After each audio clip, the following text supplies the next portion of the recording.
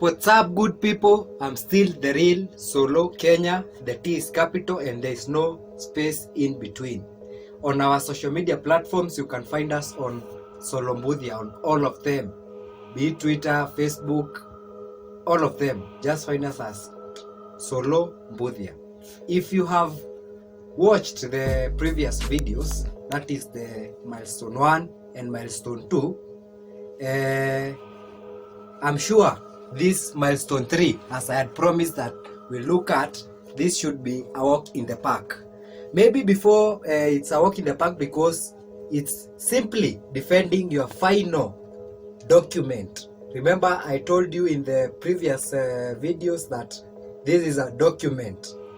So, before I go into Milestone 3, which is a really short subtopic or sub-area, I want us to cross-check before you go and stand between in front of that panel whether you have the following things.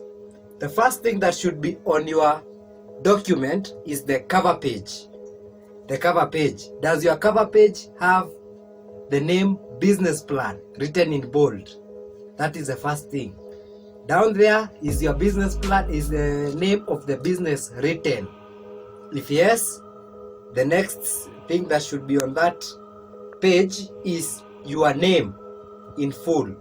Again, if maybe you have some special identification number, maybe for a sake of a school or an institution, maybe it's your index number correctly presented. If not, if that is so, you can, if that's so, you are now ready to start writing your business plan. And maybe before I forget, still under the cover page is the name of the institution you are presenting your business plan to correctly written, and the dates in which you are presenting your business plan. Remember, Milestone 3 is business approval, and it is usually the defense of your final document. If you have watched the previous video, in the Milestone 1, remember we talked again about another defense, but that one was about the business name. Now this defense is strictly on everything that should be entailed in that document, which is referred to as a business plan. So we have checked at the cover page, we have looked at what is written, what is entailed in the cover page. The next thing that you should look at is your, after the cover page, you should go straight to acknowledgement.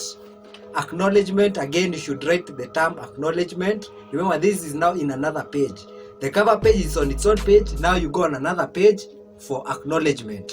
And acknowledgement, you will write in bold, acknowledgement, and then this is where maybe you can acknowledge those who assisted you during the writing of the business plan.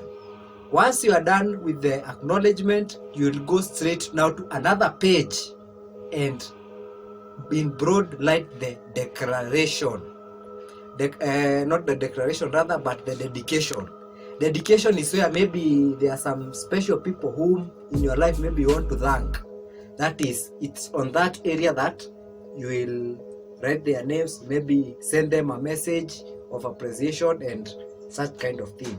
Once you're done with that, you go to another page for declaration.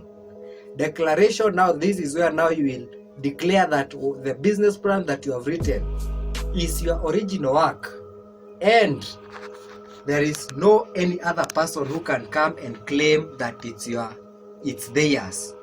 And the declaration again is a very sensitive area, because under that you will write your name, you will write your ID number, and then you will append a signature. You will later on leave a space for the one who is supervising, or the financial or the institution in which you are presenting to. Under that, their representative, again we write their name, their signature, the date, and the identification number.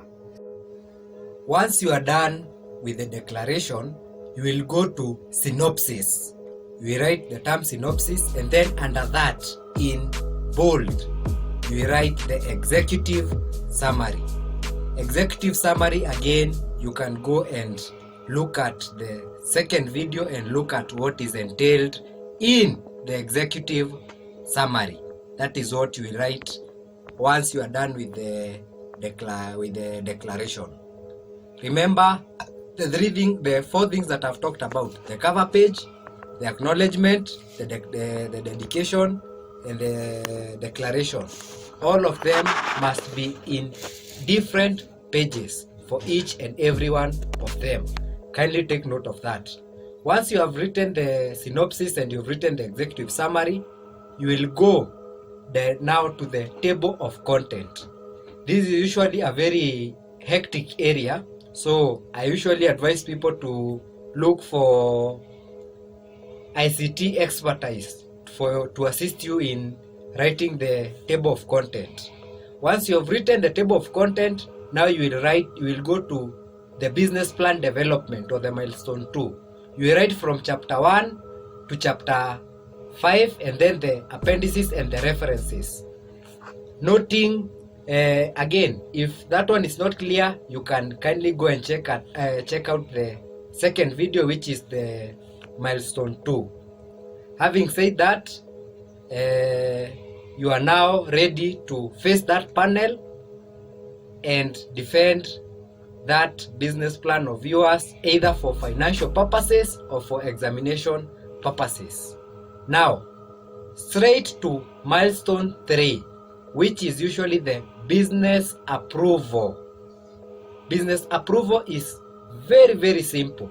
Now it's you. How will you defend your business plan? Remember, by this time you've already written everything. Okay? So you must articulate your points very, very, very well. You must make sure that the panel agree with whatever that you are saying. Again, the next thing that they will be looking at is your attitude. Remember, these are people who have some interest in that business plan.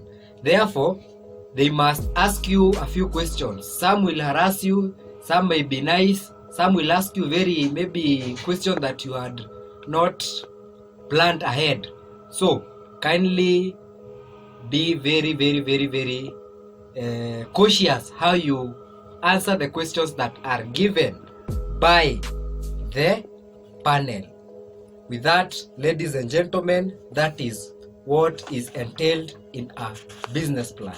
I hope this video has been informative.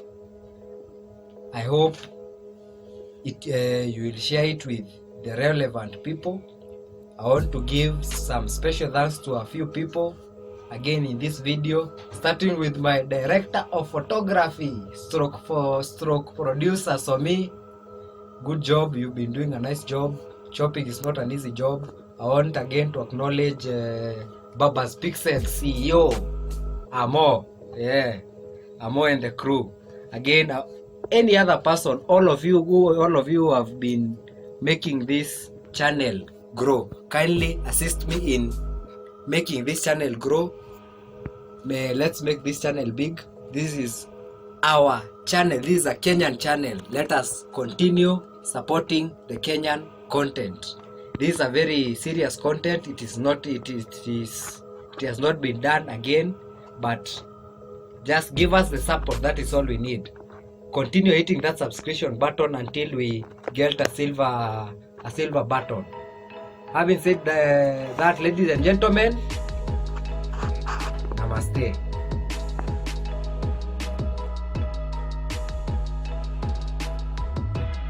In the next video, now we will now go to the objectives of this video. Again, a simple assignment. Go and check out the description of this video.